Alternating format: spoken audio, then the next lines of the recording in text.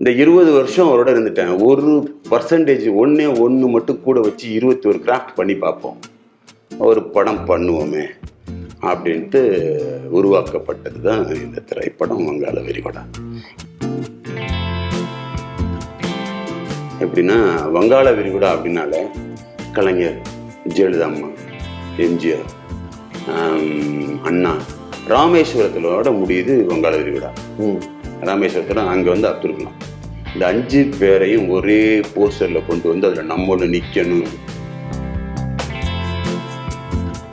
இத்தனை வருஷம் இங்கே இருக்க வச்சு இப்படி ஒரு படம் எடுக்க வச்சு அதை உங்ககிட்ட போட்டு காட்டி இன்னைக்கு விகடன் டிவியில் வந்து உட்கார்ந்துருக்கேன்னா அது எனக்கு கிடைச்ச பெருமையோட எங்கள் அப்பா அம்மாவுக்கு கிடைச்ச பெருமை தான். ஆனால் இந்த படம் எடுக்கையில் எனக்கு வந்து நான் லவ் பண்ண விஷயம், என்ன மாதிரி வாழ வேண்டாம், என்ன மாதிரி கோடீஸ்வரனாகவும் குறுநில மன்னனாகவும் வாழ்றதை விட அறிவாலயத்துக்குள்ள ஆடியோ ஃபங்க்ஷன் வைக்கணும்னு நினச்சி பார்க்க முடியுமா? அதுவும் அரசியல் வந்து கொதிச்சு நிற்கிற இடம், கொந்தளிச்சு எழும்புற இடம்.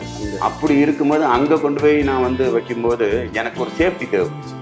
ஏன்னா இவங்க 5 பேருடைய போஸ்டர் ஓட்டுறோம், நம்ம சர்டிஃபிகேட் வாங்கிட்டோம், இது வச்சுட்டோம், எல்லாமே பர்மிஷன் வாங்கிட்டோம், எல்லாமே செஞ்சுட்டோம்ன்றதுனால ஒரு தைரியம் வரலாம். ஆனால் அது தைரியத்துக்கு மேலே ஒரு பயம் இருக்கும். டைம் பாஸ் நேயர்களுக்கு வணக்கம். இன்னைக்கு ஒரு ஃபென்டாஸ்டிக்கான இன்டர்வியூ தான் பார்க்க போறீங்க. அண்ட் இவங்களை பற்றி இன்ட்ரோ கொடுக்கணும் அப்படின்னா ஒரு அரை மணி நேரமாவது தேவைப்படும். ஷார்ட்டாக உங்களுக்காக சொல்கிறேன். ஸோ சாரை பற்றி சொல்லணும் அப்படின்னா குகன் சக்கரவர்த்தியார். ஸோ இவரை பற்றி என்ன திறமைகள்னா கதை, திரைக்கதை, வசனம், பாடல்கள், இசை, ஒளிப்பதிவு, கலை, நடனம், சண்டை பயிற்சி, உடைகள், ஸ்டில்ஸ், ஒப்பனை, வெயிட் பண்ணுங்க மாற்றிடாதீங்க, ஒப்பனை, பின்னணி பாடகர், பின்னணி இசை, production designer, title designing and சிகை அலங்காரம், தயாரிப்பு அப்படின்னு சொல்லிட்டு வங்காள விரிகுடா அப்படின்ற படத்துக்காக இவ்வளவு விஷயங்களும் ஒரே ஆளா பண்ணியிருக்காரு. சார் வணக்கம் சார். டைம் பாஸ் நேயர்கள் சார்பாக உங்களுக்கு ஒரு வணக்கம் சொல்லிக்கிறோம். நீங்க இவ்வளவு விஷயம் பண்றீங்க, டிஆர் சாரோட தீவிர ஃபேனா? எனக்கு அண்ணன் டிஆர். இவ்வளவு விஷயமும் நீங்க டிஆர் சார்ட்ட இருந்து பக்கத்துல இருந்து கத்துக்கிட்டீங்களா இல்ல அவரை பார்த்து கத்துக்கிட்டீங்களா? ஒரு 20 வருஷம் அவரோட நான் பயணம் பண்ணி. ஆமா, நல்ல தம்பியா இருந்திருக்கேன். பார்க்கும்போது தெரியுது சார். ஸோ அவர் கொஞ்சம் விஷயங்கள் போட்டோம்னா நீங்கள் அதை 3 மடங்கு அதிகரிச்சிருக்கீங்க. எப்போவுமே ஒரு விஷயம் சொல்லுவாங்க கம்யூனிசத்தில், நம்ம பசி போக சாப்பிட்ற ஒவ்வொரு இட்லியும் அடுத்தவங்களோடது. ஸோ இப்போ பார்த்தீங்கன்னா நீங்கள் ஒரு கதாநாயகனாகவே இருக்கலாம், ஆளு ஸ்மார்ட்டாக க்யூட்டாக இருக்கீங்க. அப்படி இருக்கும்போது இவ்வளோ விஷயம் பண்ணும்போது இதெல்லாம் வேற ஒரு ஆட்களோட வேலை இல்லையா? அதை எடுத்துக்கும் போது உங்களுக்கு உறுத்தல் வரல? இல்லை இவங்கெல்லாம் நமக்கு ஈக்குவலாக இல்லை, அதாவது நம்மளோட வேவ்லென்த்துக்கு செட் ஆகலை அப்படின்றனால நீங்களே எல்லாமே இறங்கி பண்ணிட்டீங்களா? என்னன்னா, இது சினிமா வந்து ரொம்ப பெரிய விஷயமா போயிடுச்சு. இப்போது மார்க்கெட்டிங், ரெண்டாவதோட வேல்யூவேஷன் ஜாஸ்தியான சினிமா உலகம் போச்சு. இதில் நம்மளை அறிமுகப்படுத்துறது அப்படின்னா புதுசாக ஏதாவது ஒன்று பண்ணினா தான் நம்மளை வந்து மக்கள்கிட்ட கொண்டு போய் சேர்க்க முடியும். நான் ஒரு 25-30 வருஷமாக வச்சு இந்த சினிமா உலகத்துக்குள்ளே வந்து ராசி, ரட்சகன், கண்ணா உன்னை தெளிகிறன், புது கொடுத்தனும், நிலவில் களங்கமில்லை, சொன்னால் தான் காதலா, காதல் அழிவதில்லை, வீராசாமி, மனுநீதி, ஐ லவ் யூடான்னு ஒரு படம் பண்ணியிருக்கேன். எல்லாமே ஃப்ரெண்ட்ஷிப்புக்காக பண்ணது தான். எனக்கு போய் சான்ஸ் கொடுங்கன்னு நான் யார்ட்டையுமே கேட்கல. எல்லாட்டையுமே ஃப்ரெண்ட்ஷிப்பாக நடிச்சு கொடுங்க, இல்லை நடிச்சு நடிப்பேன். சரி, அவங்கள்ட்ட போகும்போது இது எக்ஸ்பீரியன்ஸ் வரும். அந்த எக்ஸ்பீரியன்ஸை நான் வந்து கலெக்ட் பண்ணி அதுக்கான ஒர்க் பண்ணி 21 கிராஃப்ட் வந்து 20 வருஷம் டீராக இருந்துட்டு வந்திருக்கேன். சொன்னால்தான் காதல் 5 வருஷம், காதல் எழுவதில் 5 வருஷம், வீராசாமி 5 வருஷம். அதுக்கப்புறம் அவரோட நல்ல தம்பியாக இருந்திருக்கேன். எப்பவும் நம்ம மேலே ஒரு ரொம்ப மரியாதையும் பாசமும் என் மேலே வச்சுருப்பார். அவர்கிட்ட எனக்கு ரொம்ப பிடிச்ச விஷயம், எப்படி இது கதை, திரைக்கதை, வசனம், பாடல்லாம் எழுதுறாரு அப்படின்னா சிம்புக்கிட்டையும் நான் ரொம்ப பரிச்சயமானவன். இந்த 20 வருஷம் அவரோட இருந்துட்டேன். ஒரு பர்சன்டேஜ் ஒன்று மட்டும் கூட வச்சு 21 கிராஃப்ட் பண்ணி பார்ப்போம், ஒரு படம் பண்ணுவோமே அப்படின்ட்டு உருவாக்கப்பட்டது தான் இந்த திரைப்படம் வங்காள விரிகுடா. யாருடைய தொழிலை யாரையும் வந்து நான் இமிட்டேஷன் பண்ணக்கூடாது அப்படின்றது தான் என்னுடைய ஃபஸ்ட்டு இந்த படத்தை, இந்த ப்ராஜெக்ட் ஆரம்பிக்கும் போது எடுத்துக்கிற சத்தியாகிரகம்.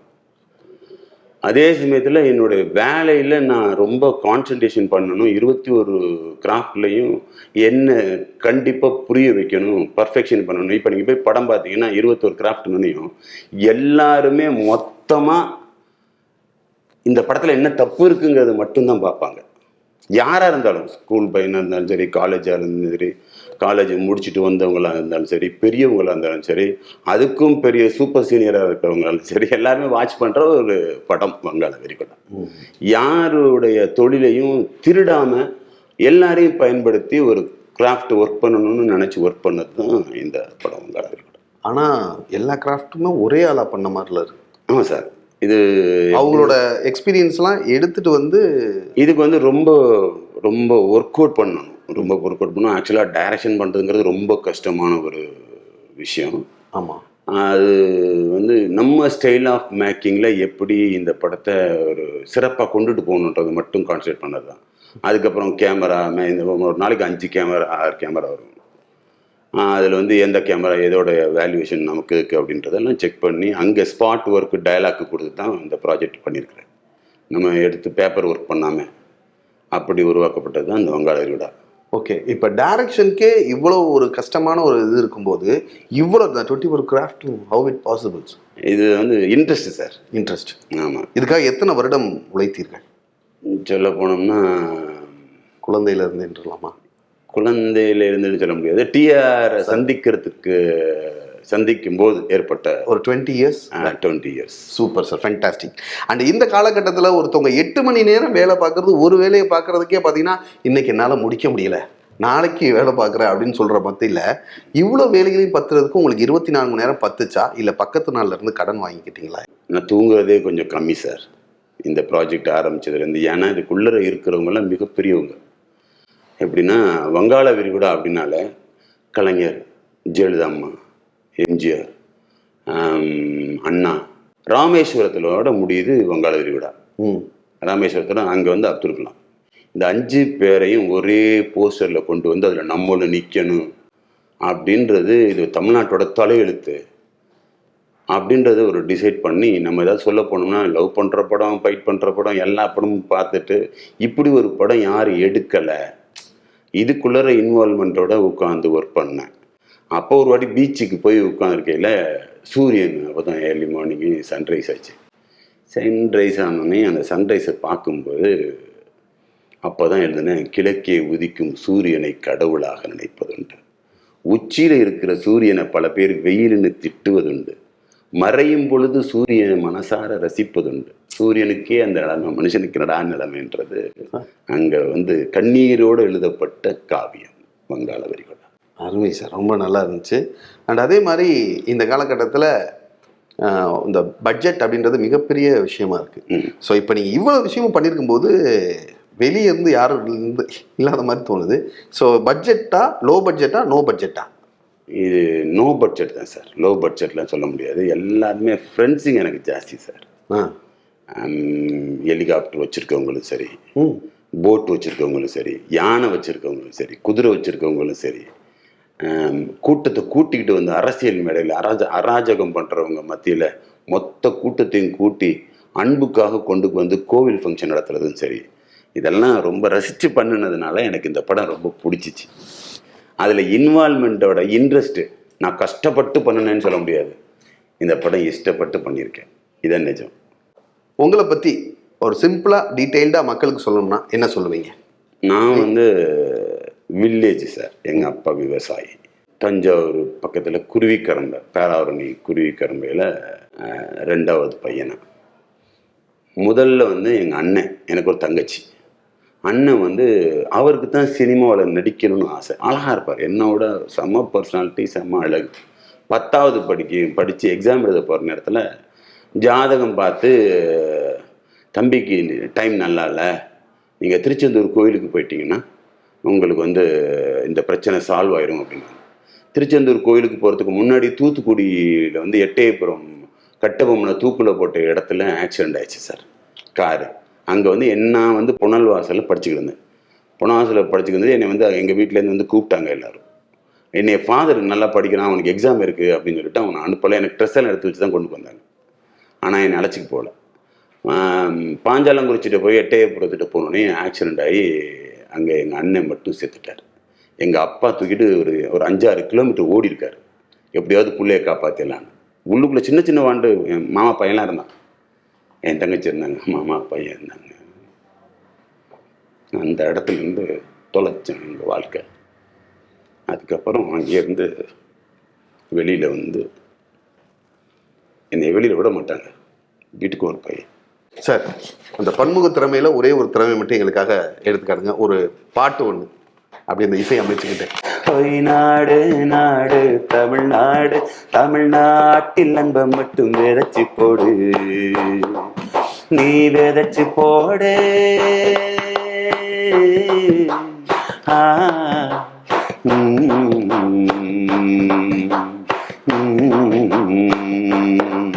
அடையராள ஜாதி மதம் இங்குண்டு, அடையராள ஜாதி மதம் இங்குண்டு, யாரும் ஏமாந்து போகாட்டியது நன்று, திருங்குண பக்கம் வெள்ளம் கட்சி கொடி, நம்ம திருங்குண பக்கம் வெள்ளம் கட்சி கொடி, அவன் தும்பலுக்கு போடுறாண்ட மூக்கு பொடி, தாய்க்கும் புள்ளைக்கும் தொப்புள் கொடி, தாய்க்கும் புள்ளைக்கும் தொப்புள் கொடி, அதை விட சிறந்தது தேசக்கொடி, நம்ம தேசக்கொடி, நம்ம தேசக்கொடி.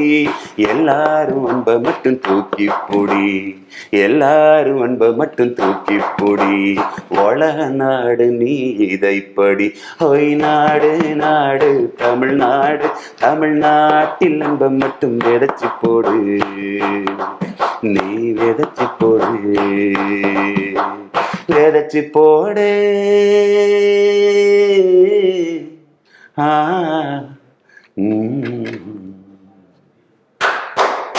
நாங்களும் தொடக்கத்துல இந்த பாஞ்சாங்கத்தை செவ்வாழ அப்படின்னு தோணுச்சு, அப்புறம் பார்த்தீங்கன்னா வரிகள்ல இருந்து பாட்டு அதுக்கு சம்மந்தம் இல்லை, வேற லெவல் சார். பாட்டு ஹிட்டு சார், கண்டிப்பா. பாட்டு ஃபுல்லா பார்த்தீங்கன்னா இந்த எலெக்ஷன் டைம்ல ஸ்டேட்டஸா வைக்க போறாங்க, வேற லெவல்ல வரும். வாழ்த்துக்கள். உண்மையிலே பாடல் வரிகள் நீங்கள் தான். ஆமாண்ண, அருமை sir. TR sir and Simbu சாரோடலாம் ரொம்ப க்ளோஸா இருந்தீங்கன்னு சொல்லும்போது இந்த படத்துக்கு ஏதாவது கெஸ்ட் அப்பியரன்ஸ்க்கு யாராவது பண்ணியிருக்கா சார்? நான் உங்களுக்கும் அண்ணனை கூப்பிட்டுருக்கலாம், அவரு கண்டிப்பாக வருவார்.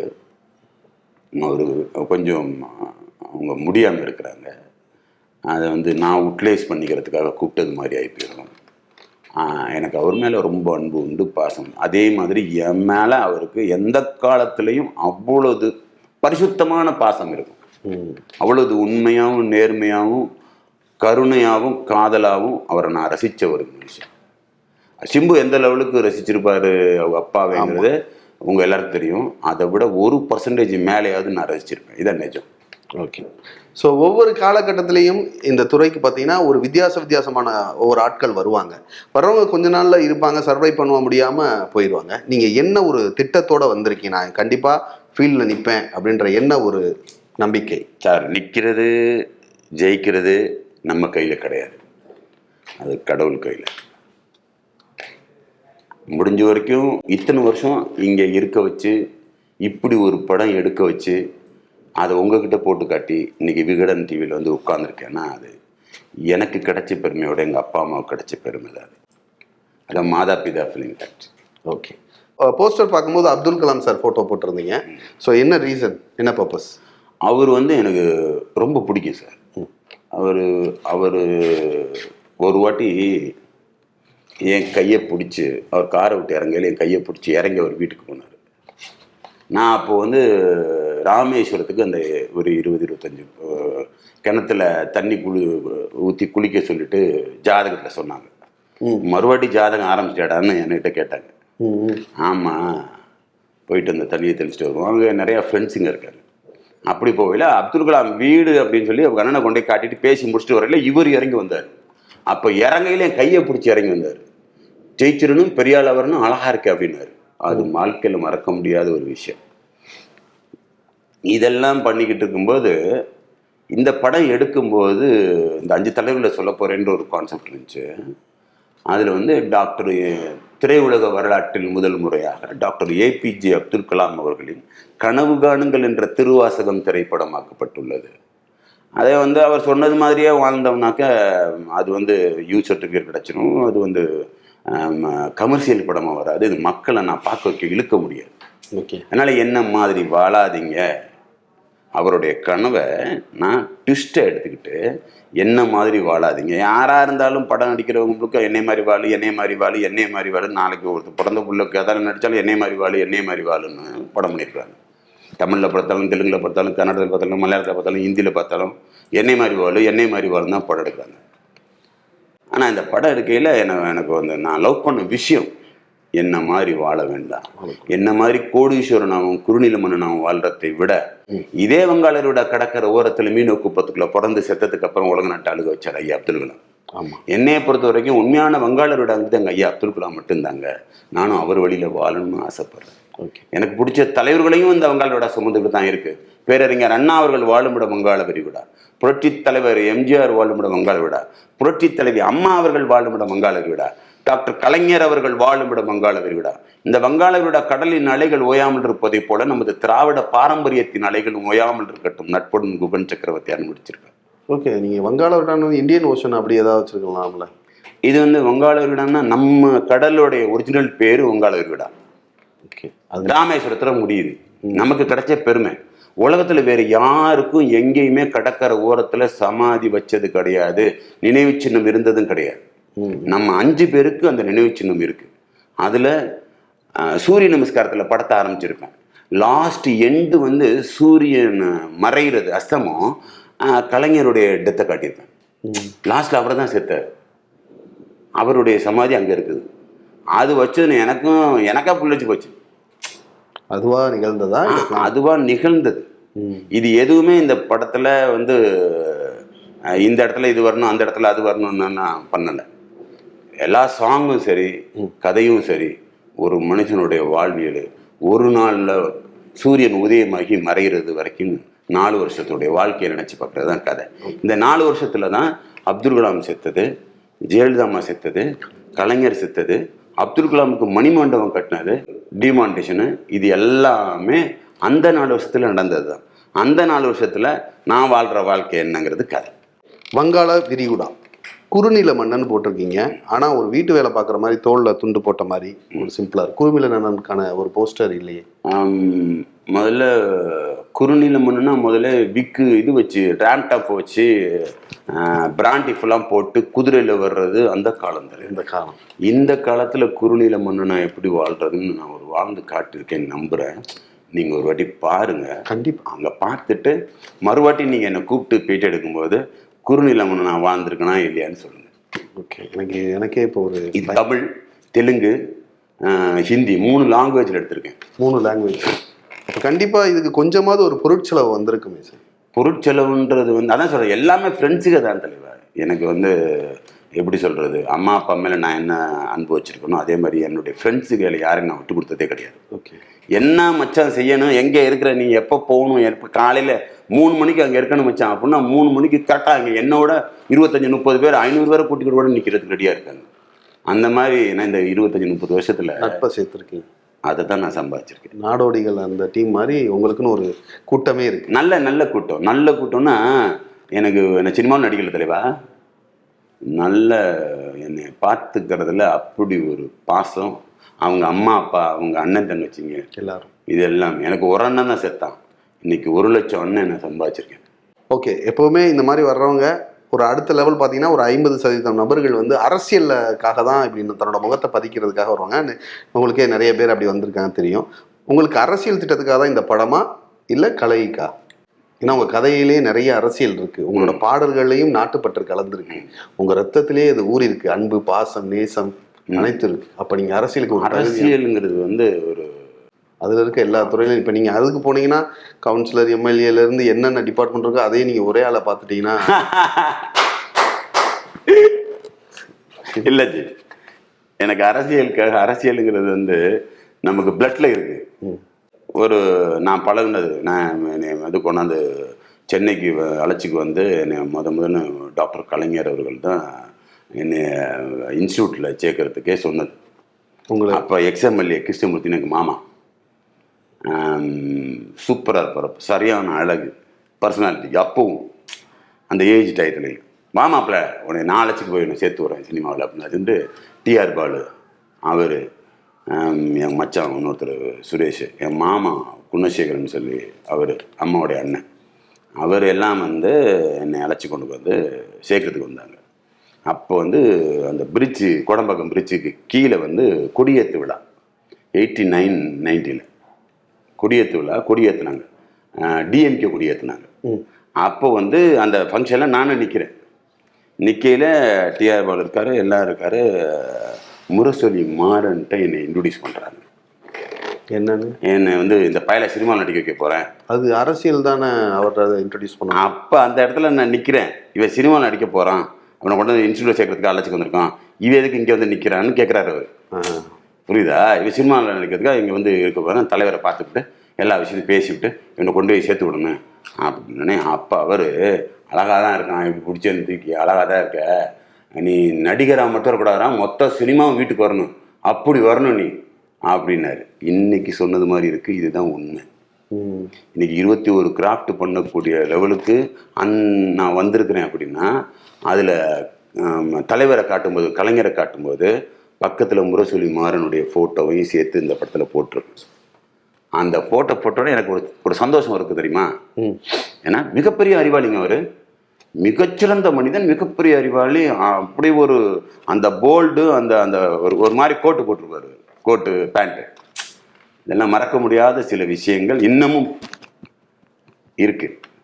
அதுதான் இன்னைக்கு நான் இந்த 21 கிராஃப்ட் பண்ணியிருக்கிறேன், இப்படி வந்து மொத்த சினிமா வீட்டுக்கு இருக்கணும்னு சொன்னது, அவர் சொன்னது ஆசை பழிச்சிருச்சோ அப்படின்ற ஒரு ஃபீலிங் எனக்கு உண்டு. ஆனால் அப்பயே வந்து நீங்கள் ஒரே ஆளால் சினிமாவை மொத்தமாக எடுத்துகிட்டு வந்துட்டீங்க. சரி, அவர் தான் மொத்த சினிமா வீட்டுக்கு வரணும்னு சொன்னது அவர் தான். சரி, இப்போ இருக்க காலகட்டத்தில் வங்காள விரிகுடா ஒரு சினிமா அப்படின்னா ஒரு கதாநாயகி அந்த மாதிரி கேட்கலாம். நம்ம படத்தில் கதாநாயகிலாம் இருக்காங்களா? எல்லாரும் இருக்காங்க. கதாநாயகி பிரம்மாண்டமான படம் மாதிரி தெரியும். ஒரு நல்ல ஒரு மியூசிக் சாங்ஸ் நல்லா இருக்கும், ரீரெக்கார்டிங் நல்லா வச்சிருக்கும். இது ஒரு ஹிஸ்டாரிக்கல் மூவியா இல்லாட்டினா ஒரு கமர்ஷியல் பக்கா? இப்போ இருக்க இப்போ நம்ம எல்லாம் எப்படி பேசி எப்படி என்ன பண்றோமோ அது மாதிரியான ஒரு, ஏன்னா பேரை கேட்கும்போது ஒரு வரலாற்று ஒரு அந்த மாதிரி கதைகள் மாதிரி தோணும். அதில் சொல்லியிருப்பார்ல, தேவர் சொல்லியிருப்பாரு, தேசியமும் தெய்வீகமும் எனது கண்கள்னாரு. ஆனால் இந்த படம் பண்ணையில் முடிச்சோன்னையும் அதை நான் படம் பார்க்கும்போது உட்கார்ந்துருந்தது என்னென்ன என் மைண்டில், அப்போ தேசியமும் தெய்வீகம்னு சொல்லும்போது திராவிடம் வந்து வளர்ந்துக்கு இருந்த டைம் நினைக்கிறேன். அப்போது நமக்கு அந்த அளவுக்கு அறிவு கிடையாது தலைவா, உண்மையை சொல்கிறேன். இந்த படத்தை பார்க்கும்போது தலைவர்கள் 4 பேர் மெரினா கடற்கரையில் இருக்காங்க. ஓகேயா? இந்த 4 தலைவர்கள், 5வது வந்து தேசிய தலைவர் அப்துல் கலாம்ங்கிறது தேசிய தலைவர், அவர் வந்து ராமேஸ்வரத்தில் முடியுது வங்காள விரிகுடா. இப்போ இந்த 5 தலைவர்களையும் ஒன்றா போடுறதுக்கு நமக்கு ஒரு பாக்கியம் கிடச்சிச்சு. இதில் திராவிட தலைவர்கள் மத்தியில் தேசிய தலைவர் இருப்பார். இதனால நான் என்ன ஃபீல் பண்ணேன், தேசியமும் தெய்வீகமும் எனது கண்கள்னு சொன்ன தேவர் இப்ப இருந்திருந்தால் கூட தேசியமும் திராவிடமும் எனது கண்கள்னு சொல்லியிருக்கேன் இந்த தேவர். இப்ப தேசியத்துக்குள்ள வந்து ராமர் கோயில் கட்டுறாங்க, கோவிலுடைய இது முழுக்க அவங்க கையில வந்துருச்சு. எனக்கு தெரிஞ்ச உண்மை, உங்களுக்கு எப்படின்னு எனக்கு தெரியல. தேசியமும் தெய்வீகமும் ஒன்னாயிருச்சு. இந்த படத்து மூலியமா தேசியமும் திராவிடமும் ஒன்று கலந்தது மாதிரி எனக்கு ஒரு ஃபீலிங் இருந்துச்சு. அது எப்படி மக்கள் என்ன சொல்கிறாங்கன்னு தெரியாது, நம்ம அவ்வளவு பெரிய டிசைடிங் அத்தாரிட்டி கிடையாது. அதே சமயத்தில் ஒரு கோரிக்கை வச்சுருப்பேன் தலைவா, இந்த படத்தில் தலைவர்கள் எல்லா தலைவர்களையும் காட்டி முடிச்சதுக்கப்புறம் ஒரு இந்த வங்காள கீழ்ப்போண்டேன், நம் தலைவர்கள் வாழும் பூமிக்கு மெரினா கடற்கரை என்ற பெயரை விட திராவிட கடற்கரை என்ற பெயரை பொருத்தமாக இருக்கும் என்று நம் பாரம்பரியத்தின் வாரிசு மாண்புமிகு முதலமைச்சர் மு க ஸ்டாலின் அவர்களின் கவனத்திற்கு இந்த வங்காள விரிகுடா திரைப்படத்தின் வாயிலாக பரிந்துரை செய்கிற பணிமன்புடன் மக்களோடு நான். இதெல்லாம் வந்து உட்கார்ந்தது நம்மளை பெரிய புத்திசாலி மாதிரியோ இல்லை ஒரு இது, ஆனால் சினிமா இல்லைங்கிறது மட்டும் எனக்கு தெரியும். இது சினிமா கிடையாது, இது அதுக்கு மேலே, இதில் அரசியல் கிடையாது, அதுக்கு மேலே. புரியுது அப்படின்ற ஒரு. ஆனா மூச்சுக்கு 337 தடவை நீங்க வந்து திமுக திராவிடம் செய்யுங்க. திமுகக்காக இந்த படம் எடுத்திருக்கீங்களா? இது காமனா? இல்லைங்க, இது வந்து அப்படி சொன்னீங்கன்னா, இந்த படம் எடுக்கும்போது வந்து ஏடிஎம்கேல போயிட்டு அவங்க எல்லாரையும் மீட் பண்ணி அவங்களிடம் ஃபுல் சப்போர்ட்டில் தான் இதை ஆரம்பித்தேன். எல்லா கட்சியும் ஓபிஎஸ்ஸாக இருக்கட்டும், இபிஎஸ்ஸாக இருக்கட்டும், அவங்க ஃபோட்டோ போட சொல்லி கூட எனக்கு ஃபோட்டோ கொடுத்தாங்க. தலைமைச் செயலர்லேருந்து கூப்பிட்டு கொடுத்தாங்க. அது வந்து அதே மாதிரி எனக்கு இது டெல்லியில் இதுலேருந்து வந்து டோன்ட் கட் த ஷாட் அப்படின்னு சொல்லி போட்டாங்க சென்சார் போர்டில். மோடி இருக்கிற படத்தில் கட் பண்ணாதீங்கன்னா அந்த ஷாட் வேணும், அதை கட் பண்ண வேண்டாம் அப்படின்னே சொல்லி கொடுத்தாங்க. அவர் ஃபோட்டோ வந்து வைக்கக்கூடாது, மோடி ஃபோட்டோ அதனால இந்த இடத்துல அப்துல் கலாம் டெத்துக்கு அவர் வந்திருப்பாரு, ஜெயலலிதா டெத்துக்கு கூட வந்திருப்பாரு. அதை வந்து தூக்க முடியாத சூழ்நிலையில் அவங்க பார்த்துட்டு இதை கட் பண்ண வேண்டாம் அப்படின்னு சொல்லிட்டு எனக்கு ஒரு வாரம் கழிச்சு தான் எனக்கு சென்சாரை கொடுத்தாங்க. அதுக்கப்புறம் சென்சார் வாங்கினதுக்கு அப்புறம் அவர் இல்லை, எனக்கு தனிப்பட்ட முறையில் அப்துல் கலாம் மேலே வருத்தம் இருக்குன்ட்டு இருப்பேன். எவன் எப்படி வாழணுமோ அதை நினச்சி கனவு காண சொன்னார் ஐயா அப்துல் கலாம். இவங்கெல்லாம் தப்பாக கனவு கண்டு அவன் முன்னாடி இவன் எடுத்துக்கு போதப்படி, இவன் முன்னாடி அவன் எடுத்துக்கு போதப்படி, அவன் சொத்தை இவன் எடுத்துக்கு அவன் சேர்க்கறது என்ன, இவன் சொத்தை அவன் எடுத்துக்கு போது என்ன, அவன் பையில இருக்க போனால் இவன் கைக்கு வரதுக்காக கதை சொல்கிறாங்களா, அப்படியே போய்க்கிடுச்சுன்னா கொலா போடுவாங்களா, தண்ணி எடுப்பாங்களா, அப்புறமேட்டுக்கு ரத்தத்தை உறிஞ்சி போயிடுவோம், நாங்கள் தூத்துக்குடி அழிஞ்சு போயிடும்லா, எங்கள் மாதிரி ஆளுகளுக்கு அடிச்சு சொல்லி கொடுத்துருக்கணும்ல, அப்துல் கலாம் ஐயா அன்பாச்சு கொடுத்துட்டு போயிட்டார்லா. அதெல்லாம் வந்து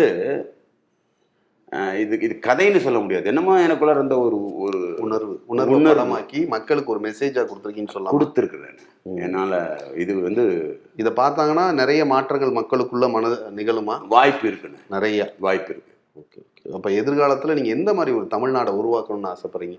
உலகத்தை, இந்தியாவை, அமெரிக்கா எல்லாரும் ஒன்று சேர்ந்து ஒரு நல்ல ஒரு ஜனநாயகமான ஒரு அழகான ஒரு அரசியல் கொண்டு வந்து இன்னும் சிறப்பான ஒரு மக்கள் எல்லாம் சந்தோஷமா வச்சு யாதும் ஊரே யாவரும். ஸோ ஒரு சில இடங்கள்ல இந்த அடிமைப்படுத்தணும்னு பாக்குறாங்களே, உங்களை விட உங்க கீழே அப்படின்றவங்களுக்கு அது இல்லை தலைவர். அது வந்து அவங்களோட இண்டிவிஜுவலாலிட்டி, அவங்களுடைய மனப்பக்குவத்தை தெளிவுபடுத்திக்கிட்டாங்கன்னா அவங்களோட 1000 மடங்கு அவங்க பெரிய ஆளா இருப்பாங்க தலைவர். எல்லாரும் சமம் தான். என்னை பொறுத்த வரைக்கும் அது ஒண்ணுதான் தலைவர், எல்லாரும் சமம். ஒத்துக்கிறீங்க? எனக்கு கதை சொல்றேன், டிஎம்கே ஏடிஎம்கே 2 படத்தையும் ஒன்னா போட்டு நடுவில் அப்துல் கலாம் வச்சு 5 பேர் போட்டோ ஒன்னா போடுறதுக்கான தகுதி கடவுள் எனக்கு கொடுத்துருக்காரு அப்படின்னா அதை விட பெருமை எனக்கு என்ன வேணும்? இந்த இத்தனை வருஷம் நான் காத்துக்கிட்டு இருந்ததனுடைய பலன் இந்த 5 பேர் போட்டோவில் நம்ம இருக்கிறோமே அப்படின்னு நினைச்சுக்க மிகப்பெரிய பெருமை தலைவர். இதெல்லாம் எப்படி சொல்றது? அறிவாலயத்துக்குள்ள ஆடியோ ஃபங்க்ஷன் வைக்கணும்னு நினைச்சு பார்க்க முடியுமா? அதுவும் அரசியல் வந்து கொதிச்சு நிற்கிற இடம், கொந்தளிச்சு எழும்புற இடம். அப்படி இருக்கும்போது அங்கே கொண்டு போய் நான் வந்து வைக்கும்போது எனக்கு ஒரு சேஃப்டி தேவைப்படுச்சு. ஏன்னா இவங்க 5 பேருடைய போஸ்டர் ஓட்டுறோம், நம்ம சர்டிஃபிகேட் வாங்கிட்டோம், இது வச்சுட்டோம், எல்லாமே பர்மிஷன் வாங்கிட்டோம், எல்லாமே செஞ்சிட்டோன்றதுனால ஒரு தைரியம் வரலாம். ஆனால் அது தைரியத்துக்கு மேலே ஒரு பயம் இருக்கும். நான் வந்து அவ்வளோ பெரிய ஆளெல்லாம் கிடையாது, சாதாரண விவசாயி பையன். நம்மளால் அதை செய்ய முடியுமா அப்படின்னா எனக்கு நான் தான் சொன்னேன், கலைஞர் ஐயா கூட பழகிருக்கேன். ஒரு டீராந்தர்கிட்ட வந்து 20 வருஷம் இருந்திருக்கேன். டீராந்தருக்கு மேலே எனக்கு அவ்வளோ ஒரு அன்பு இருக்கும். என் பெரிய பார்த்தா குருவி கரும்பு சண்முகம் கவிதை அரங்கேறும் நேரம் அப்படி எழுதுறவர். அந்த அவர்கிட்ட எழுத்துனா என்ன, பாட்டை எப்படி எழுதணும், யதார்த்தமாக எழுதுறது எப்படி அப்படின்னு அவர் கற்றுக் கொடுத்தது தான். இது மாதிரி நாம் கற்றுக்கிட்ட விஷயங்கள். ஒரு சிவாஜி வீட்டுக்கு போய் ஒரு டீராந்தருக்கு பிறந்த நாள் வந்துச்சு. அப்போ டிஆர் வந்து வாழ்த்துறதுக்காக நான் வந்து 1/4 பேஜ் வெள்ளம் கொடுக்கணும். அப்போ சிவாஜி வீட்டுக்கு போய் சிவாஜியோட இருந்து ஒரு ஃபோட்டோ. ஓகே, எனக்கு ரொம்ப பிடிக்கும் சிவாஜி. அதோட நடிகனே கிடையாது. அவருக்கே இங்கே வந்து ஒரு பாராட்டு பட்டுதல் கொடுக்கல, அது நமக்கு தெரியும். அடுத்து கலைஞர் வீட்டுக்கு போய் கலைஞரோட ஒரு ஃபோட்டோ. அப்புறம் டீராந்தர் வீட்டுக்கு போய் டீராந்தரை கட்டி பிடிச்சது மாதிரி ஒரு ஃபோட்டோ போட்டுட்டு, தஞ்சை தரணியிலிருந்து திரையுலக தரணியை ஆண்டு கொண்டிருக்கும் 3வது கலைமகன், திறமையின் உச்சம் டி ராஜேந்தர் அவர்களின் பிறந்த நாள் நல்வாழ்த்துக்கள். தமிழா உன் கலைத்தாகத்தில் பிறந்தவன் நானும் நட்புடன் குகன் சக்கரவர்த்தி அனுப்பிடுத்திருக்கேன். ஸ்டே மேலே இருந்து ஒரு 1/4 பேஜ் கொடுத்ததுக்கு அப்புறம் மேலே இருந்து தம்பி அப்படின்னாரு. என்னடா இப்படி கொடுத்துட்டே அப்படின்னாரு. அப்போ ஒரு கட்டி பிடிச்சி ஒரு முத்தம் கொடுத்தாரு பாருங்க. இதெல்லாம் மறக்க முடியாத ஒரு விஷயம். இது அவருக்கும் மறக்க முடியாத விஷயம். யாரு ஒரு போட்டா போட்டுருக்குன்னு, அது யாரு போட்டா? அது என்ன எங்கள் அம்மா அப்பா போட்டா பக்கத்தில் போட்டு, அவங்க என் மச்சான் போட்டா பக்கத்தில் போட்டா கொண்டு வரேன். அது 3 பேர் ஒரு மிகச்சிறந்த மனிதர்கள் தலைவர். அந்த 3 சிங்கம் இருக்குது பாருங்க நாணயத்தில். ஒரு சிங்கம் கலைஞர், ஒரு சிங்கம் சிவாஜி கணேசன், அந்த இன்னொரு சிங்கம் டீராந்தர் இல்லை. அந்த கான்செப்ட் வந்து எனக்கு அப்போவே தெரிஞ்ச விஷயம். இதுதான் உண்மை. நீங்கள் இன்னொரு சிங்கம் பின்னாடி ஒரு சிங்கம் இருக்குன்னா அது ஒரு டுபாகோ சிங்கம், அது நான் கூட இருக்கலாம்னு தலைவா. ஏன் அது அதே சிங்கம் தானே? சுற்றி பார்த்தீங்கன்னா அதே சிங்கம் தானே இருக்கும். எல்லாம் நானும் ஒரே சிங்கம். ஆமாம், அப்படி ஒன்று நம்மளும் இருக்கணுன்ற ஒரு ஆசை, வெறி, வைராக்கியம், கனவு, காதல், அதை கொண்டு கொஞ்சம் நிறைவேற்றணும் உருவாக்கப்பட்ட திரைப்படம் வங்காள விரிகுடா. இதில் நீங்கள் வந்து நெகட்டிவ் ரோல் பண்ணியிருக்கீங்களா? கெட்டவன் மாதிரி காட்டியிருக்கீங்க. பஸ் 3 நிலை. ஒரு சூரியன் உதயமாகி மறையிறது தான் தலைவா கதை. ஒரு ஏர்லி மார்னிங் ஒரு கடற்கரையில் போய் படுக்கிறவன், அந்த சூரியன் உதயமாகி உச்சிக்கு வரும்போது அவன் நிலை என்ன, மறையும் பொழுது அவன் நிலை என்ன, ஒரே நாள்ல நடக்கிற கான்செப்ட். நல்லவன் கெட்டவன் நல்லவன், ரொம்ப நல்லவன், வாழ்க்கையெல்லாம் புரிதல் ஒரு கிழக்கே உதிக்கும் சூரியனை கடவுளாக நினைப்பதுண்டு. ஆதித்யகர்தயம் புண்ணியம் சர்வசத்ரு விநாசனம் ஜெயாவகம் சபை நித்தியம் வசியம் பரமம் சிவம் லக்ஷ்மி வந்தம் சமுத்தியந்தம் தேவாச்சுர நமஸ்கிருதம் பூஜையஸ்வந்தம் பாஸ்கரம் புவனேஸ்வரம். காலையில் ஐயர் மணி காட்டி சூரிய நமஸ்காரத்தில் அபிஸ்து அந்த மாதிரி போயிடும். அதே உச்சி இருக்குல்ல, என்ன இது எப்படி கத்துக்கிட்டீங்க? இது அவங்கள்ட்ட ட்ரைனிங் போனீங்களா? அந்த மாதிரி எல்லாம் ஃப்ரெண்டு கதையில தான், எல்லா ஃப்ரெண்டும் எனக்கு இருக்கு. குருக்களும் இருக்காங்க, அக்கா குருக்கள். அதான் இந்த இதுல வந்து இந்த படத்துல ஆடியோ ஃபங்க்ஷனுக்கு யாரை விஐபி கூட்டிட்டு வர்றதுன்னு தெரியல தலைவா. எல்லா விஐபி நான் வரேன் எல்லா யாரை விஐபி கூட்டுறதுன்னு தெரியல. 2வது அறிவாலயத்தில் வச்சிருக்கிறோம். அப்போ வந்து ஏதாவது தேவையில்லாமல் பேசிட்டாருன்னா அப்புறமாட்டிக்கு அண்ணன்ட்ட வந்து முதலமைச்சர் வந்து நான் அடி வாங்க முடியாது, எத்தனை அடி காலை விட முடியும். அந்த ஒரே காரணத்துக்காக யாரையுமே கூப்பிட வேண்டாம், அம்மா அப்பாவை கூப்பிடுவோம், அந்த சாமியாரை கூப்பிடுவோம் அப்படின்னு சொல்லிட்டு எனக்கு ஒரு நண்பர் அங்கே கூப்பிட்டீங்களா? இல்லை அதை நீங்களே பண்ணிட்டீங்களா? ஹரித்வாரில் இருந்து சாமியார் வர சொன்னீங்க, அவரை வர சொல்லி அம்மா இப்போ ஆடியோ ஃபங்க்ஷன் பண்ணேன் அறிவாலயத்தில் வச்சு, ஒரு சாமியார் வச்சு அம்மா அப்பாவோட கொடுக்க சொல்லி ஆடியோ ஃபங்க்ஷன் பண்ணேன். யாரையுமே நான் கூப்பிடல தலைவர்.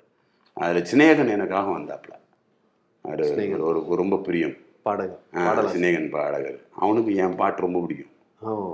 ஆமாம், என் பாட்டு ரொம்ப பிடிக்கும். பெரியப்பாவுக்கு என் பாட்டு நான் எழுதுனது ரொம்ப பிடிக்கும். இதில் ஏதாவது பாட்டு எழுதியிருக்காரா சினேகன்? ஏதாவது இல்லை இதில் வந்து எனக்கு நட்புக்காக வந்தது. நீ மறுபடி 21 பண்ண மச்சான் பிச்சுடா படம் பிடிச்சிடா அப்படின்ட்டாரு. இதுக்கு மேலே நம்ம முடியும் அப்படியா? ஆமாம், போட்டு ஆர் சுந்தராஜன்ட்டெல்லாம் படத்தை போட்டு காட்டி எப்படின்னு இருக்குன்னு, நீ படத்தை ரிலீஸ் பண்ணி ஆட்டையும் எதுவுமே கேட்காத, ரிலீஸ் பண்ண சர்டிஃபிகேட் வாங்கிட்டே பின்ன என்ன போ அப்படின்னா, இல்லைண்ணே இதுக்கெல்லாம் தெலுங்கு படம் பண்ணணுண்ணே. இது ஏன்னா அப்துல் கலாம் மேலே வருத்தம் இருக்குது அப்படின்னாக்கா கொன்னுடுவாங்க எல்லாரும் சொல்லிட்டு ஒரு பயம் இருக்கும்ல. என்னடா அதில் உள்ள போய் பார்த்தோன்னா அவங்க ஃபஸ்ட் கிளாஸாக சொல்லியிருக்க சிறப்பான ஒரு விஷயத்த இதை பார்க்கறதுக்காகவே 300-350 பேருக்கு படம் போட்டு காட்டினேன். பெரிய அறிவாளி கொம்பு இருக்குன்னு சொல்லுவாங்கல்ல, அவங்களெல்லாம் கூப்பிட்டு கொண்டாந்து படத்தை போட்டு காட்டி தப்பு சொல்லுங்க சார் அப்படின்னு. யாரும் தப்பு சொல்லு, கரெக்டாக இருக்க குகன் அப்படின்னு கட்டுப்பிடிச்சிருக்கிறாங்க. அதனால சரி அதிக பிரச்சனையாக போயிடக்கூடாதுன்னு ஒரு பயம் இருக்குல்ல. ஏன் இந்த படத்தை எடுக்க இவ்வளோ காலத்தாமதம், ஏன் இவ்வளோ நாட்கள் எடுத்து? இதுக்கெல்லாம் 3 லாங்குவேஜ் சார். நான் ஒரு ஆள் ஒன் மேன் ஷோ. டிஆர் படம் எடுக்கிறதுக்கு ஒரு படம் எடுக்கிறதுக்கு 4 வருஷம் 5 வருஷம் ஆகிடும். ஏன்னா இது அவர் பண்றதுன்னா இந்த படம் 20 வருடமா எடுக்கிறீங்களா? அப்ப 20 வருடம் இல்லை 20 வருடமா காத்திருக்கீங்களா? அதுக்கு இது பண்றதுக்கு வேணா நம்ம வந்து காத்துக்கிட்டு இருக்கலாம்னு சொல்லலாம். காத்துக்கிட்டு இவ்வளவு நாள் நம்ம காத்துக்க முடியாது. கதை உருவானது இப்பதான். இந்த அப்துல் கலாம் எனக்கு கையை பிடிச்சார்ல, அதனாலதான் எனக்கு ஒரு இது தோணுச்சு. அதை பிடிச்ச கதை ஸ்பார்க்கே தோணுச்சு. அங்கதான் அவரை பார்த்துட்டு வந்ததுக்கு அப்புறம் ராமேஸ்வரத்து அந்த கிணத்துல தண்ணி குளிக்க சொன்னாங்க. அது 2வது டீரா அந்த 20 வருஷம் வந்திருக்கேன், 1 வருஷம் எக்ஸ்ட்ரா பண்ண மாதிரி 21 பண்ணணும்டா அப்படின்னு உட்காந்து எல்லாட்டையுமே டிஸ்கஷன் பண்ணேன். ஒரு கனல் மாஸ்டராக இருக்கட்டும், எல்லாட்டையுமே டிஸ்கஷன் பண்ணேன். எல்லாம் ஃப்ரெண்ட்ஷிப்பாக வந்து இதில் என்னென்ன நுணுக்கங்கள் இருக்குது, என்னென்ன பர்ஃபெக்ஷன் பண்ணணும், எல்லாத்தையுமே டிஸ்கஷன் பண்ணிட்டு பண்ண முடியும். இதை வந்து ஈஸியாக வேறு யாரும் பண்ண முடியாது தலைவர். அதில் நடிக்கிறது ரொம்ப கஷ்டம். இவ்வளவு கேரக்டர் பண்ணுறது பெருசு. இவ்வளவு கதை பண்ணலாம், திரைக்கதை வசனம் இதெல்லாம், பாட்டு பாடலாம், மியூசிக் பண்ணலாம், இதெல்லாம் ஒரு ஸ்டேஜ் முடிச்சுட்டு அதுக்கப்புறம் ஸ்க்ரீன் ப்ளே பண்ணி படத்துக்குள்ளே போகும்போதெல்லாம் அதுக்கு எல்லாத்தையும் கதை சொல்லணும். ஏன்னா பொன்னம்பலம் படத்தில் இருக்காப்புல, ஒரு வாசு விக்ரம் இருக்காப்புல, ஒரு வையாபுரி இருக்காப்புல. இந்த 3 பேரை மட்டும் 3 நிலைக்கு எடுத்துக்கிட்டு போயிட்டே இருந்தேன். வேற யாரும் எனக்கு ஆர்டிஸ்ட்டு பெரிய ஆர்டிஸ்ட் எல்லாத்தையும் பெரிய ஆர்டிஸ்ட் போட்டு பண்ணி ஒவ்வொருத்தரும் ஓடலை சார். இதில் நம்ம கதை பண்ணியிருக்கோம், படம் பண்ணியிருக்கோம், நல்ல கதை பண்ணியிருக்கோம், எனக்கு பிடிச்சிருந்துச்சி, தெளிவாக கொடுப்போம், எப்படி வருதுன்னு பார்ப்போம் அப்படின்னு ஒரு ஆசை. ஒரு மூச்சுக்கு 300 தடவை வந்து சில விஷயங்கள் சொல்லும்போது மூட நம்பிக்கைக்கெல்லாம் நீங்கள் முக்கியத்துவம் கொடுக்காத மாதிரி இருக்குது. ஆனால் அந்த ராமேஸ்வரத்தில் போய் 26 தடவை தண்ணி ஊற்றுனேன் அப்படி சொல்கிறீங்க சார். என்ன அது யாருக்காக, எதுக்காக? அதுவும் வந்து எனக்காக தான் சார். அதை நம்புவீங்களா? இந்த மாதிரி ஜெயிக்க முடியலைன்னு பட்சத்தில் வந்து யார் அஜித் எனக்கு நல்ல ஃப்ரெண்டு, ராசி படத்தில் நடித்தேன். நீ போய் தனியாக போய் நடிடா அப்படின்னாப்புல. அப்பயே சொல்லிட்டாங்க. ராசி படத்தில் நடித்தேன். அப்புறம் வந்து இது ஆனந்த பூங்காற்றை நடித்தேன். இங்கே நடிக்கும்போது நீ போய் தனியாக நடி அப்படின்னாரு. கூட்டத்தை விட்டுட்டா இல்லை தனியாக போய் நீ ஒரு ஹீரோவை நடி, தனியாக போய் நடி, இதில் நாம பண்ணுறது இல்லை. இல்லை நீங்கள் ஏன் இவ்வளோ காலம் தாமதம்? அப்போயே அஜித் வந்து ஒரு விஷயம் சொல்லியிருக்காங்க அப்படின்னா அது கஷ்டம் தலைவா. ஈஸியாக போய் ஒரு படம் பண்ணுறது வந்து சின்ன விஷயம் கிடையாது. எங்கள் அப்பா சொல்லியிருக்காரு, நீ படத்தில் படிச்சு பெரிய ஆளை வாடா அப்படின்னா ஈஸியாக வந்துட முடியுமா? எங்கள் மாமா சொல்கிறாரு, கொண்டாந்து இன்ஸ்டியூட் சேர்த்து விட்டோம், இன்னும் என்னடா பெரிய ஆளாக வராமல் இருக்கிற, அதெல்லாம் விட்டுட்டு தொலைஞ்சிட்டு வாடா அப்படின்னாரு. ரைட்டா? எப்படி சொல்கிறது வேணால் ஈஸியாக சொல்லிடலாம். ஆனால் அதுக்குள்ளர போய் உட்காந்து வேலை பார்த்து பொழைச்சி சாப்பிட்டு இருந்து எல்லாத்தையும் பழகி நல்ல பேர் எடுக்கிறது ரொம்ப ரொம்ப கஷ்டம். அந்த நல்ல பேரை தக்க வைக்கிறதுக்கு கடவுள் இருந்தால் தான் வேற வாக்க முடியாது உண்மையிலேயே. அதுக்கப்புறம் தான் இல்லை, நமக்கு மேலே ஒரு சக்தி இருக்கு. என்ன சக்தி? அதான் சூரியனை பார்த்தனே. இல்லை கடவுளா சொல்றீங்களா, இயற்கை வழிபாடு? இயற்கை தானே, அரூபம் தானே. சிவபெருமானே வந்து கண்ணை மூடி தியானம் இருப்பார், பார்த்துருக்கீங்களா ஃபோட்டோலாம்? ஆமாம். அப்போ அவருக்கு மேலே ஒரு சக்தி இருக்குங்கிறது தானே. அது அரூபம், அது மறைமுகமான ஒன்று, அது பேர் தான் இயற்கைங்கிற. ஆன்மீக சக்தியும் இருக்கு உங்களுக்கு? ஆன்மீகம் எனக்குள்ள ஆன்மீகம் சொல்றதை விட ஒரு அசைக்க முடியாத நம்பிக்கை இருக்கு. அந்த நம்பிக்கை மட்டுமே ஆன்மீகமாக்கு. நீங்கள் ஒரு 15 வருஷத்துக்கு முன்னாடியே வந்திருக்கணும். இல்லை தலைவா, அது எப்போ எம்ஜிஆர்கிட்ட கேட்டாங்களாம், ஏன் நீங்கள் அழகாக இருக்க, இவ்வளோ அழகாக இருக்க, பர்சனாலிட்டியாக இருந்து இவ்வளோ ஜில்லுன்னு தலைன்னு இருக்க, ஏன் இவ்வளோ லேட்டாக வந்த, நீ முன்னாடி ஒரு 15-16 வயசுல வந்திருக்கலாம் அப்படின்னு. ஏன்டா அப்படி கேட்குறேன்? நான் உழைச்சி வேலை பார்த்து நான் ஒரு காரு வாங்கி டிரைவர் போட்டு ஓட்ட சொல்லிட்டு திரும்பி பார்க்குறேன், எனக்கு 45-50 வயசு ஆச்சுடா அப்படின்னா. அவருக்கே அந்த நிலைமைனா நமக்கு என்ன தலைவர்? எங்கே எவ்வளவு கொடுப்பானோ கடவுள் அதை மட்டும் அள்ளிட்டு ஓடி போயிடணும். மொத்தமாக வேணும்னு சொல்லி பாய் தலைவனையெல்லாம் விரிச்சு போட்டு போட்டுக்கிறதுனா வராது தலைவா. உண்மை சத்தியம் இதுதான். உனக்கு என்ன கிடைக்கணுமோ அது கிடைச்சே ஆகும். என்ன கிடைக்காதோ அதுக்கு நீ ஆசைப்பட்டு அதை தேடி போகிறது கிடைக்கவே கிடைக்காது. தெய்வத்தால் ஆகாதுன்னு முயற்சி தான் மெய்வருத்த கூலி தரும் சொல்லுவாங்க. இதுதான் உண்மை. அப்ப இதுதான் கிடைக்கணும் அப்படின்னு சொல்லும்போது அது தெய்வத்தால வருது. ஆனா முயற்சி பண்ணோம்னா எது வேணா கிடைக்கும்னு சொல்லுவாங்கல்ல. உங்களுடைய முயற்சியோட வேல்யூ வந்து எதை நோக்கி இருக்குதுன்னு தானே அதில் முக்கியம். இப்போ வந்து இதே அப்துல் கலாம் சொன்னார், கனவு காணுங்கள்னு ஒரு விஷயம். ஆனா இவங்கெல்லாம் எப்படி கனவு காண்றாங்க? தப்பா கனவு காண்றாங்க. உங்க கனவு என்ன? சரியான கனவு என்ன? என்னுடைய கனவு நல்ல அப்பா அம்மாவுக்கு நல்ல பிள்ளையா பிறந்தான். இதுக்கு அன்னைக்கு காலையில மத்தியானம் வந்து எல்லா ஃப்ரெண்டுகள்கிட்டையும் ஜாலியாக அரட்டை அடிப்பேன். அரட்டை அடிச்சு கண்டிப்பா எந்த ஒரு விஷயம் விட்டு கொடுத்தா எல்லாட்டையும் ஜாலியா அன்பா அப்படி ஃப்ரெண்ட்ஸுங்க. சாயங்காலம் எங்கேயாவது ஒரு கோவிலில் போய் உட்காந்து ஒரு மெடிடேஷன் பண்ணி அமைதியை ஒரு பெரிய ஒரு திருப்தி வரும். அந்த திருப்தியோட வெளியில் வந்து பாருங்க, நீங்கள் ரொம்ப அழகாக தெரிவிங்க. இதுதான் உண்மை. இதுதான் நிஜம். ஓகே. ஸோ வங்காள விரிகுடா ஒரு மிக பிரம்மாண்டமான பெயர், அழகான பெயர். ஸோ எதுக்காக நம்ம மக்கள் பார்க்க வரணும்னு நீங்களே சொல்லுங்க. ஒரு வார்த்தை, இந்த வார்த்தையை சொல்லும்போது மக்கள்லாம் தியேட்டர் நோக்கி ஓடி வரணும், சேராட்டம் வரணும். முதல்ல நீங்கள் வர்றது ஒரு தனி மனுஷனா 21 கிராஃப்ட்டு ஒன்மேன் ஷோவா உங்களுக்கு முன்னாடி வந்து நானும் ஒரு புத்திசாலின்னு ப்ரூவ் பண்ணுறதுக்காக ஒரு படம் எடுத்துருக்கிறேன். இந்த எந்த அளவுக்கு புத்திசாலியாக இருக்கிறாங்கிறத நீங்கள் வந்து செக் பண்ணுறதுக்கு வாங்க. ஒன்றுங்க. ரெண்டாவது, கலைஞர், ஜெயலலிதா அம்மா, எம்ஜிஆர், அண்ணா, இவங்க 4 பேர் வந்து எப்படி சொல்லியிருக்கான் அப்படிங்கிறத பார்க்குறதுக்கு வாங்க. மூணாவது, தனிப்பட்ட முறையில் அப்துல் கலாம் மேலே வருத்தம் இருக்குன்னு சொல்கிற அளவுக்கு யார் பெரிய ஆளா அப்படின்னு நினைங்க. ஆனால் உள்ள வந்து படத்தை பார்த்துட்டு நான் சொல்கிறது சரியாக சொல்லியிருந்தா என்னைய நீங்களும் வாழ்த்து இல்லைன்னா கமெண்ட்ல திட்டு. நீங்கள் என்னை திட்டுறதுக்கான 1% கூட பண்ணியிருக்க மாட்டேன். இது எனக்கு ஆணித்தரமாக தெரிஞ்ச விஷயம். ஏன்னா நான் என்னை நம்பி எடுத்ததை விட உங்களை நம்பி எடுத்தது தான் உண்மை. இதுதான் சத்தியம். சிறப்பு. 2 பாயிண்ட். ஆமாம், சிறப்பு. ஸோ மக்களே, கண்டிப்பாக வந்து ஒரு ஒன் மேன் ஷோவாக நீங்கள் பார்க்கலாம். இவ்வளோ விஷயங்களும் ஒரே ஆளாக பண்ணியிருக்காரு அப்படின்னு சொல்லும்போது நீங்கள் வந்து அந்த குறைகளை கண்டுபிடிச்சு அவர்கிட்ட சொல்லலாம். அதுக்காகவாவது நீங்கள் வந்து பாருங்கள். அண்ட் ஓவராலாக இந்த படம் வந்து ஒரு நல்ல மெசேஜ் இருக்குது அப்படின்ற விஷயங்களும் சொல்லியிருக்காங்க. அண்ட் மறக்காமல் நீங்கள் எல்லாரும் தேட்டருக்கு போய் பாருங்கள். ஏன்னா இங்கே இருக்க எல்லாருமே அவரோட கனவுகளுக்காகவும் ஒரு ஆசைக்காகவும் ஓடி இருப்பாங்க. ஸோ இவங்களும் அந்த மாதிரி ஒரு மிகப்பெரிய முயற்சியை உங்களை நம்பி எடுத்திருக்காங்க. அவங்களுக்கு சப்போர்ட் பண்ணுங்க அப்படின்ற விஷயங்களை சொல்லிட்டு, ஸோ அடுத்த ஒரு டைம் பாஸ் இன்டர்வியூவில் வந்து உங்களை சந்திக்கிறேன். அதுவரையும் உங்களிடமிருந்து விடைபெறுவது உங்கள் ஜேக்கப் அண்ட் வங்காள விரிகுடா குகன் சக்கரவர்த்தியார். நன்றி.